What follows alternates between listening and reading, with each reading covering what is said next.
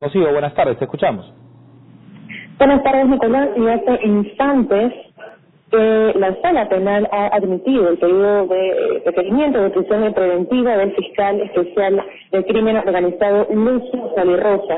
Y esto significa que Gerald Oropeza tiene ya un requerimiento de prisión preventiva por 18 meses. Esto por el delito de tráfico ilícito de drogas en la modalidad de conspiración al narcotráfico. Ha tomado aproximadamente 3 horas a que se dé finalmente ese resultado.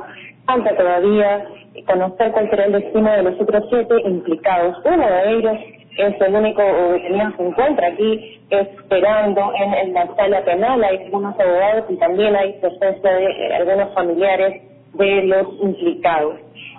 Para señalar también, Nicolás, que durante esta audiencia se indicó que los celulares de donde se extrayeron estos audios, donde se revelan las conversaciones entre Sasá y Gerald Oropeza, que estos celulares estarían extraviados. Nadie sabe dónde se encuentran. Hay policías de la Divincri y de San Miguel que estarían en investigación precisamente por esta pérdida. Y bueno, ese resultado de el juez Richard Concepción de Carguancho responde a una serie de conclusiones, entre ellas que el dinero que tenía Gerald Oropeza aproximadamente, según dijo su abogado, 50.000 soles mensuales. Eso era lo que representaba ese ingreso, pues no coincide, no habría un desfalco con la cantidad de autos, lujos, viviendas, propiedades y gastos que él tenía.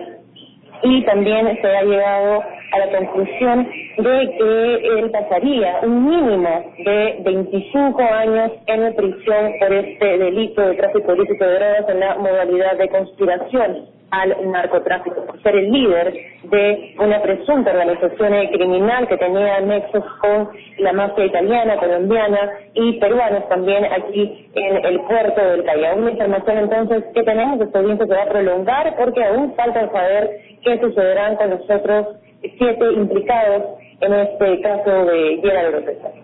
Gracias, muy amable, Rocío.